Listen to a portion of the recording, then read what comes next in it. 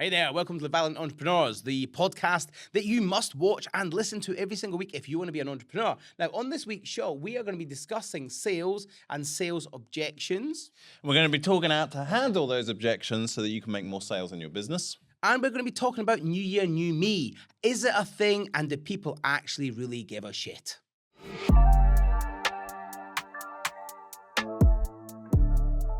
Did you follow the New Year, New Me? No. I don't get into that. Why not? Because I set my goals before. By the time I'm lazy. I go to bed at 10 p.m. New Year's Eve. I'm one of those people. Oh, yeah. I go to bed early. My goals are set. I'm ready to go. Nothing changes. I'm always... Yeah, the thing is, right, just because it's New Year doesn't mean you have to suddenly have this burst of, whatever. I think it's a bit BS, to be quite honest. Yeah, I think people get massively sucked into it. They get massively dragged into it. And then it lasts for about 2 weeks, and then they're back to their normal selves. I saw a meme on like Instagram or something, I can't remember where it was, but it said it was a load of fat blokes saying, hey, listen, we don't moan at you lot for coming to our pubs in December, so don't moan at us for coming to your gyms in January. It's just funny, isn't it? From the gym, I always notice it. Like, you go back in January, it's like rammed, and then it slowly just peters off through the year. Until it gets to summertime when it goes back up and then just peters off again. Yeah. I suppose summertime everyone wants to get the guns out, don't they? Because the sun's out, guns out. Anyway, all right, listen, this week I want to talk a little bit about business. I want to talk a little bit about sales. Because, sales is, seen by many as a dirty word. Hey, tell me in the comments, what do you think, what comes up for you when I say you've got to sell or somebody's going to sell to you? What comes up for you? Because sales, people associate sales with like just evilness and capitalism and, scamming me and, just dirt. Yeah. I spoke to somebody the other day. They had a massive fear around sales. And I asked them why. And they said because they lived in Germany, and what would happen is they had people come to their door selling Hoovers, vacuum cleaners, and they were really like pressured, like pushing to make the sale. I wonder if that was the old Kirby vacuum cleaner. Back in the 90s, early 2000s, there was a vacuum cleaner called the Kirby, and it was like, I think it was Kirby, I'm sure it was. And it was like this solid steel. It probably was friggin' German because it was built like a bridge, but it was huge. And it, like, my mum and dad bought one and it lasted for forever. And they were always sold door to door. Yeah, that was probably it kind of was, I think. They're very good vacuums, not like the Dysons that just fall to bits every 5 minutes. But yeah, they were very good, very strong vacuums. So she didn't like it because obviously pressure sells. So she's got a negative association to sales. Yeah. And I often find that people that don't like being sold to also cannot sell because they associate sales as dirty, sales is bad, sales is pressure, and whatever your fundamental belief on sales is, you'll project that whenever it comes to you selling. Yeah, I see a lot of people trying to get more leads. They're trying to get maybe they've set up on their own, they've started their own business, they go, right, I need more leads. And that's fine, but the problem is then they don't know how to sell to them, or they can't sell to them. So it doesn't matter how many leads they get, they're just not closing them.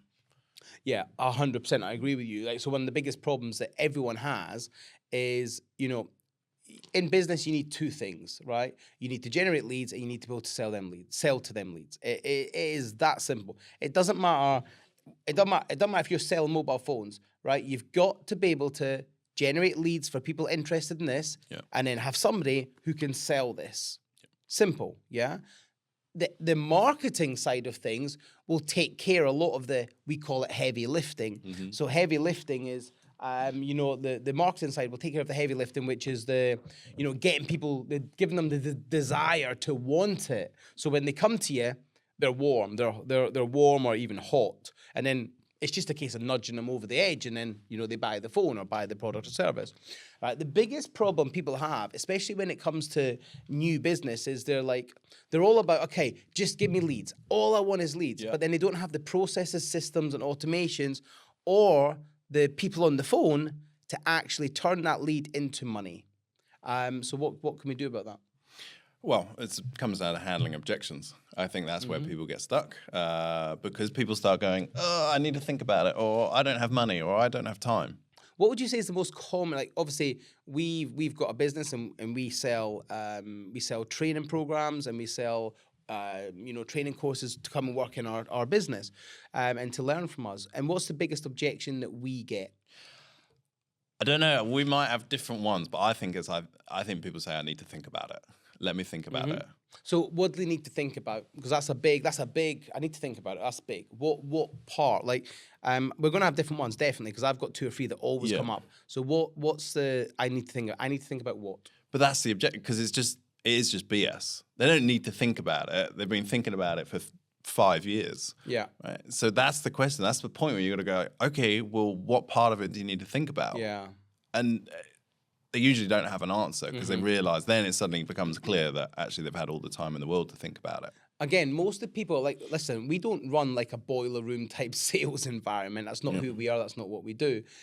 We believe truly in ethical sell and serve first. So I believe the best way to sell to people is to serve them. Serve them first, i.e. give them lots of value, demonstrate what you can do, demonstrate that, our products and services are actually going to move them closer to what they're trying to achieve. Give them solutions and then say, look, okay, these are the solutions that we can give you complimentary. But look, if you do want to do further, then you're going to have to, buy, right?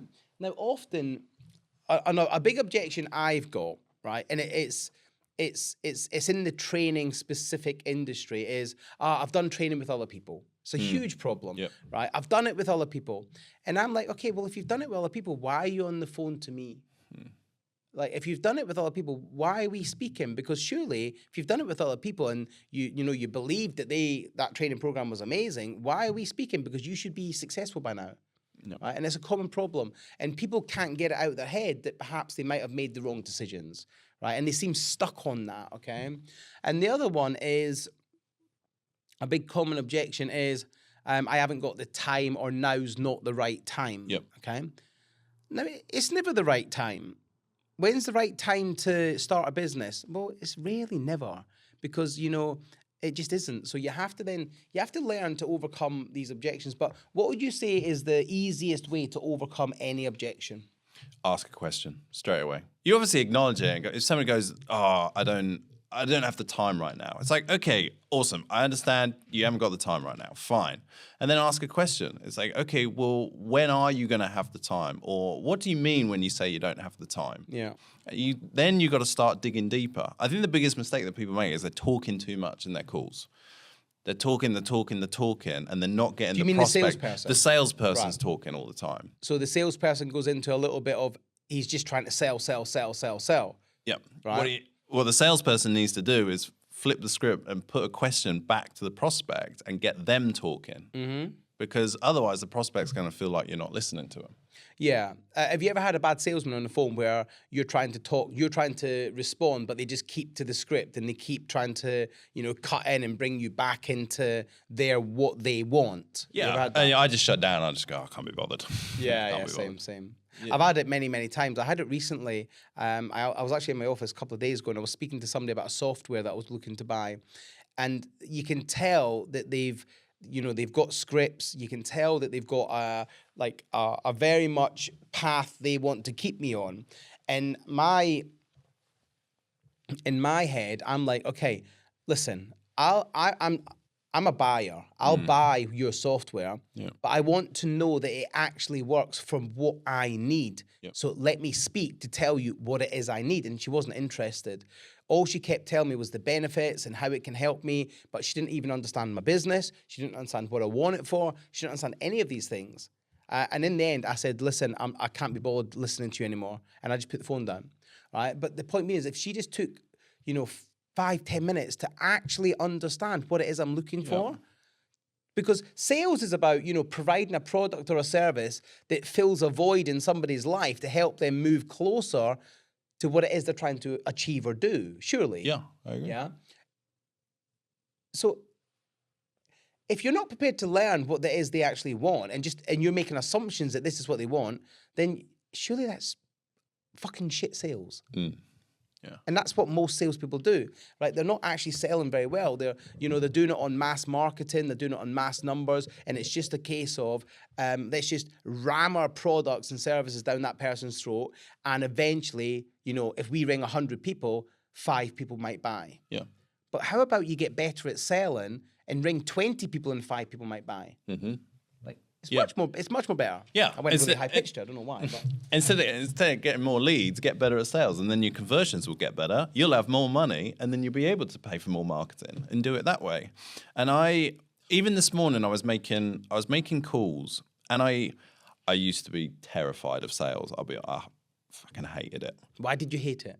Because of that, I felt like I was doing somebody a disservice, and I felt. Okay. I think we talked about it before, where I felt like I wasn't good enough, so I felt like I was robbing them and I was taking something from them and not giving them something in value in return. But now, absolutely love it because I feel like I'm genuinely helping people. And as I'm speaking to them, I'm so curious about what it is that they want. Yeah. And as a salesperson, you've got to have that curiosity. Like, what the person in front of me, what do they want? Mm-hmm. What's stopping them? What's their current situation? Yeah. So why aren't they getting it? What do they need, and why aren't they currently getting that? Yeah. Yeah. That's why they've raised their hand. Maybe they've opted in for an ebook or a book or training, whatever it might be. They've done that for a reason. They didn't just do it because they went, oh, fuck it, I'm bored. I'll just do this. There's a thinking process behind that. The way we particularly if you want to run a good sales funnel or marketing funnel, right? Really, you want people coming into your world, into your ecosystem, where they've already made some sort of commitment, and that commitment is not just a name or an email. Maybe you've got some sort of low ticket offer, low ticket product. For us, we've got the book. The book is like $4.99, pay postage, and that means that anyone that buys the book, we know are serious because they've had to get their card out, they've had to tappy on Apple Pay, but there's been a transaction more than just name and email at the start of the journey, which means they're already a warmer client than, say, somebody just downloads a free ebook. Yeah. Okay, and every single person that, listen, if you're watching this right now, would you spend money on something that you don't actually need or want? Yeah. Right? You're spending money because you think it's going to move you closer to wherever you want to go. So they're going to be a much, much warmer client. Now, we obviously have various different things that we can sell and we can offer. And when we get people on the phone, I love that. They serve first. First thing is ask lots of questions. But all too often, we've seen it many, many times, salespeople, all they want to do is sell to them. And we've been on the receiving end of it, plus we've employed salespeople like that, and we've got rid of them very quickly because it doesn't match how we want to sell. So give me an example of a typical sales call. You've done a few this morning. So give me an example of a typical sales call. So, for example, the people that I've spoken to this morning, depending where they are, there are some people who they just need a little bit more cuddling. They've kind of put their foot in the water a little bit. They're just kind of curious to know more. And so with those people, I know I'm not going to make an offer to them straight away. So with them, I just directed them to a little bit more free training we've got, just to shunt them along. But there was one person I was sold to this morning. He'd been on the training, he'd read your book, absolutely loved it, and he was like, yeah, I'm ready, I really want to move this forward. So I made the next offer for him for the next training that he could do. Yeah, and he loved it. And it was so smooth as well. It was so easy, wasn't it? It wasn't awkward, it was just it was so natural. Do you not think that's a bit like prescriptive selling? Yeah, with the doctors, yeah. Yeah, so prescriptive selling is, think about it. When you go to, you go to the doctor, what's the first thing the doctor does? Why are you here? Yeah. What do you need? How can I help? How can I help? And then you tell him what your problems are, and he goes, I've got a solution for that. Take this, take this, take this. Prescriptive selling, and it's the same as salesperson. Same as a salesperson's role. Like a salesperson, right? It is very simple. Their job is to offer value, to provide a solution to help you move towards whatever it is you're trying to move towards. Now, if our product or service cannot help you move towards that goal, then our product and service is not suitable for you. Therefore, we can't help you or serve you. Yeah. Now, this is the problem between good and bad salespeople. Good people would realize that and say, look, do you know what? Our product and service isn't going to help you move to that goal. So let's just, it's okay to not sell, right? And unfortunately, a lot of people, they get stuck on it. They've got to sell to every single lead. Now, again, as we said earlier, you can generate all the leads in the world, but if you can't close a door or you can't sell, then, it is absolutely wasted. You can't close a door. Well, it's true, isn't it? Like, if you suck at selling, what's the point in spending loads of money on marketing? Yeah. Because all you're doing is you're generating leads that you can't close, right? But listen, I've got some stats here, right? While I'm looking for them on my phone, can you just, give some value. give some value, give some sales value. All right, give some sales value. I've got to find these stats. Because I, in my quest to be better at sales, I have studied a lot because I was so keen on getting better at it. Now, the first thing we talked about, you got to ask questions. And I'm not talking about closed questions. So closed questions are like, are you, do you? You want to ask open questions. Who, what, when, where, and why. Did I say how? Yeah, you want to ask how as well. And those kind of questions are going to start opening people up. They're going to start warming people up. Something else I learned is your tonality. So you can't just be monotone. You got to change the tempo. You got to change the pitch. And sometimes, if you can ask things in a really curious tone, like, so you said that you need to think about it. What did you actually mean by that? And it's just those subtle changes in your tone that can get people opening up. I see people talking at a high pitch at the end of their sentences, and that makes you seem less confident. It makes you seem uncertain. So when you ask a question or you're making a statement on your calls, on your sales calls, you want to end up in a lower down tone. Yeah, because that makes you seem more confident. So I'm going to say like, hey, how are you? And that dip at the end is going to make you seem more confident. Can you do, hey, how are you? Isn't that, this is the thing. You got to change your tonality, haven't you? Can you remember, just on that, can you remember the tip you gave me the other day? About like the start of the call, with saying the name. Yeah. So, okay.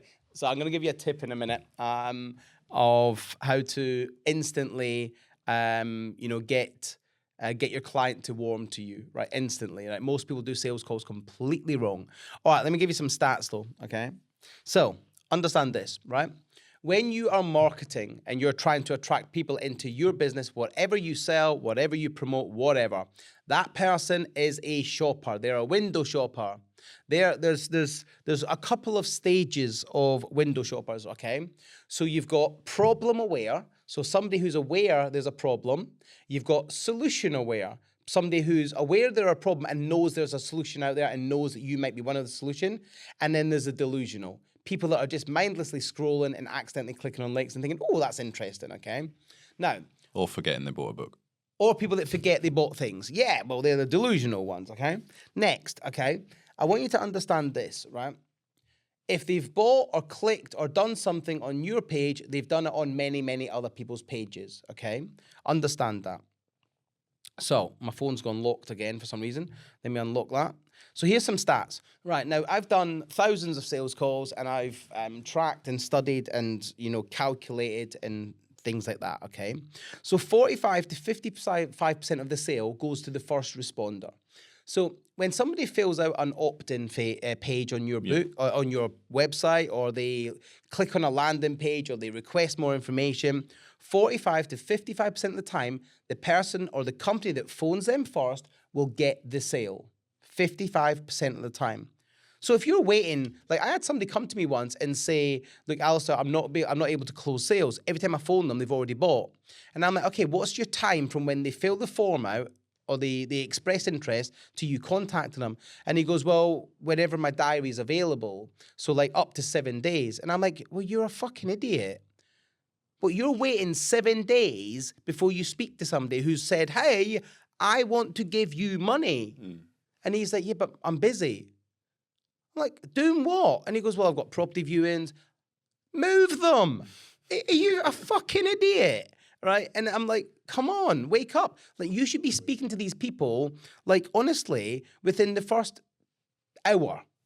Like, hour. Definitely 5 hours. Definitely, okay? Typical, a lead right? Typically, a lead will need 5 points of contact before they even respond. Yep. Right? That's before they even pick the phone up. Or that's like, you could text them, you could email them, you could, WhatsApp them, whatever. You could message them, contact them, whatever. But they need to hear from you 5 times before they say, who's that number? Ugh. Right? An answer, yeah? 80% of the close, so 80% of the time, the close will happen between 0.5 and 0.12. Wow. So that's the 5th point of contact up to the 12th point of contact. So how many times are you calling your leads? Are you calling them once, twice, 3 times, and then giving up? Yeah. Because actually 80% of the sale happens after 5 points of contact. Now that's not just 5 like text messages or 5 phone calls. That could be an email interaction. That could be like what you done this morning. You spoke to the prospect, yep, and you said, look, hi, you love the book. You've not seen Alasdair's sort of free training yet. Let me send you that and I'll call you back in 2 days. Yep. Yeah, things like that, okay? 71% of prospects, they prefer and they would like personalization. So when you call them, don't say, hello, can I speak to Mr. Cunningham? It's, hello, can I speak to Alasdair? Or an email saying, hi, Alasdair, not hi, generic. Does that make sense, okay?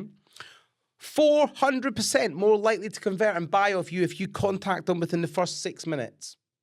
400%. So if you've got a prospect right now who's filled a form out on your internet or your website, whatever, you've got a 400% chance, higher chance of converting them into a sale if you contact them in the first 6 minutes. That drops to 200% if you leave it to 15. Understand that, okay? And typically, a client will only invest if they see a minimum of 10%, 10 times the ROI. So if whatever they're buying off you is like £1,000, they want to see a minimum of 10 times that coming back in value and et cetera, right? Now, this is the point, and these are some real stats that have been pulled from years and years and years of doing sales work and across me and other people, okay? So typically, listen to this. If you're only calling your leads once and then giving up because they haven't bought, you've basically wasted your marketing spend. Mm. Now, I can tell you now, what's our average cost per lead in our business? I think like 20 quid, isn't it? 20 quid? Yeah. Let's say 15, 20 quid. It varies depending on the season, 15 to 25 pound, right? There. So every 15 to 25 pound we spend, if we're not following the right sales processes, we're literally, I literally might as well throw £20 everywhere. Because that's exactly what's happening, yeah? Now, I'm not being disrespectful to money, but my point being is that is exactly what you are doing if you do not understand and value sales. You are throwing your money down the shitter. Do you agree? Definitely. I think the biggest one was that about contacting them after 5 times. Yeah. Because most people only do it once, maybe twice, and they go, oh, they're not interested. And then they quit. I told you 10 minutes ago about a story of, in a company I used to work with, we had a story where, we had a salesman there and, if somebody didn't buy off him straight away, he was instantly like, oh, that person's broke, they got no money, and he was like, meh, always whinging and bitching. And I got sick of hearing it, to be honest. I got sick of hearing it, and I said, listen, all your prospects, pick any of them and give them to me. And he went, all right, fine. And he went through them all, and he was looking at all the forms and stuff, and he was like, okay, this person. And I said, right, give me a bit of the background. And he goes, blah, blah, blah, blah, blah. He goes, the person's broke, he's got no money. And I went, cool, all right. So, I found that person. We were at an event and I found that person. And I just said, I went over and hello, how you doing? Started asking them how they're finding things, how we getting on. And I said, wait, what you here for? And I really started to ask a lot of questions. What are you here for? How can I help you? And how can I help you move forward? I sat with that lady for about an hour. She was struggling with various aspects of the property game. So I said, look, let me help you with that. So what's the biggest, if I can help you overcome one big struggle while I'm sat with you, what would that be? And she goes, look, I really need help understanding how to identify an area. And I'm like, great. Go and get your notepad. Let's go into my, the area where I've got a desk. Let me get my laptop and we'll jump online. And that's it. So she comes, she sat with me, we jumped online. 45 minutes later, I've been through with her. I've helped identify her area. I've got her comfortable and showed her how to do it. And then she literally said to me, Alasdair, how can I work with you going forward? What more training do you offer? Because this has been really invaluable. And I'm like, okay, well, look, this is what we offer. You know, within about an hour of me sitting with her, like literally the lady's asking about doing advanced training with me, and she's now willing to pay, and actually she invested there and then. Yeah. Right? The reality was all she needed was a little bit of nurturing, a little bit of attention. Serve first. Yeah. This is my point. So are you serving your clients? Are you serving them genuinely? Are you genuinely serving your clients? Or are you just trying to push things down their throat? Yeah. Are you doing it for yourself or are you doing it for them? Because if you always talk about serve first, and that's what you did with that lady. And look what happens. I've done it hundreds of times. Hundreds of times. And that's why we've sold a lot. Right? Yeah. Because people keep coming to us because we know we serve first. Yeah. Right? And of course, there comes a point where you can only serve so much without asking for them, hey, listen, if you want more, you got to pay. Yeah. Right? But the reality is, they don't mind paying when they've been looked after and served. Right? The easiest sale in the world is somebody who you've served, genuinely helped, and now they feel like they're winning. Where's the point where they go, actually, how do I work with you? Because this has been amazing. Because that's it. You want it. So when you're on the phone to somebody, or you're speaking to somebody, or you're sat with somebody, you want it so they basically say to you, look, I want to work with you. I want to get your consultation, or I want to buy your product. It's the easiest sale in the world at that point. The problem is most salespeople go into the call and their agenda is what they want from it, which is to sell, to make commission. Let's be real, yeah? That's my take on it. And for your own business as well, you've got to figure out, or if you're starting a business, wherever stage you're at, you have got to think about what the people that you've got, what stage are they at? And just, I think as well, listen to your gut feeling. If your gut feeling says it's probably too soon to sell to them, then it's not going to hurt just to spend some more time giving some more value. Because you can, what way is it? You can sell, I think you can sell too soon, and then you screw up the whole relationship. But if you just nudge them along, warm them up, and then close them, you'll be in a much better position to get the sale. I completely agree. Hey, listen, tell me in the comments, what has been your biggest sort of takeaway so far from today, from our sales, discussion. Chat. And tell me in the comments. What else what else was on the agenda for today? New year, new me. New year, new me. So we talked about it briefly earlier. New year, new me. I don't really buy into that bullshit. No. I think it's because, like I said in the beginning, I think for me, I know what I want in life. Mm-hmm. I don't need January to boost me up again. Boost you up again, yeah. Okay, some people do. Maybe some people get to the Christmas and they go, screw this, I need to change my life. I think some people see it as like a reset, don't they? Yeah. I've been speaking to a friend of mine this morning, and she was telling me that 2024 for her was, so she went through a big breakup in 2023, and then so she said 2024 was going to be her year for just her and her kids, and she wanted to get back to sort of some sort of consistent, sort of steady, loving back to normality where there's not this arguments in the house and tension in the house. So that was 2024. She wanted to get back to just spending time with her kids, and not that she was neglecting her kids, by the way, but she wanted to get back to stability, just a calm, peaceful place at home without arguments, without tension. And then 2025, she now wants to focus on herself, and she wants to commit to giving herself some alone time. So her new year, new me is just this year she wants to be able to give herself some time to do what she wants to do without obviously not neglecting the kids, but just having a weekend away on her own to breathe, relax, and just enjoy life again. Yep. So that's her new year, new me. But for her, she sees it as a reset. She sees it as 2023 was a horrible year. 2024 was a very good year. 2025 is the year that now we're gonna really cement this, and everyone, me and my family, are going to be really, really cool. Yeah, and because by the time we're filming this, and it's coming into the third week of January. So most people at this point, I can't remember what the stats, but most people at this point are done with their New Year's resolutions. My biggest bugbear is people will get to the beginning of December and they go, oh, I'm going to change my life. It's time for a change. I'll do it in the new year. Yep. Why wait? Why wait another 4 weeks? Yeah. Just start now.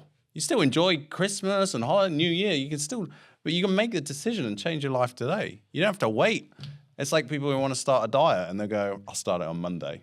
No, just start now. That's after they've had the takeaways all weekend. Yeah, That's just because they want that luxury. Delayed, before. isn't it? Last. Yeah, but they do it with everything, don't they? You know, they want to change their life. They want to make more money. They want to do this. And it's always, we'll do it next week. We'll do it this end. But nothing ever changes because next week never comes. All they're doing is they're kicking it down the road. That's all they're doing. They're just kicking it down the road, and then something else gets in the way, their job, their life, their bullshit, whatever gets in the way, and it just stops them doing anything. Yeah. So let us know in the comments. If you are still watching this and you're with us, let us know in the comments, right? What was your New Year's resolution if you had one? And have you stuck to it? Yeah, have you stuck to it? Now, before we get out of here for today's podcast, I said to you earlier on, I'm going to give you a golden nugget to help you close and get more people to stay on the phone with you when you're doing sales. You want to know what it is? Go for it. Stop picking the phone up and saying, hey, can I speak to Alasdair? Yeah.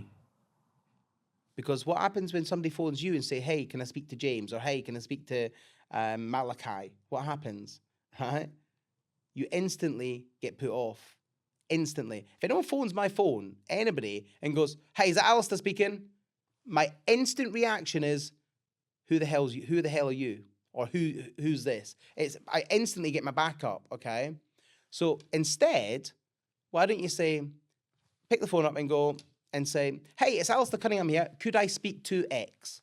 Introduce yourself first before you ask for the person that you're wanting to speak to, right? And it will completely transform the start of a phone call. I guarantee it. Yeah. Use it. Take the advice. Don't abuse it, and let me know what happens. All right.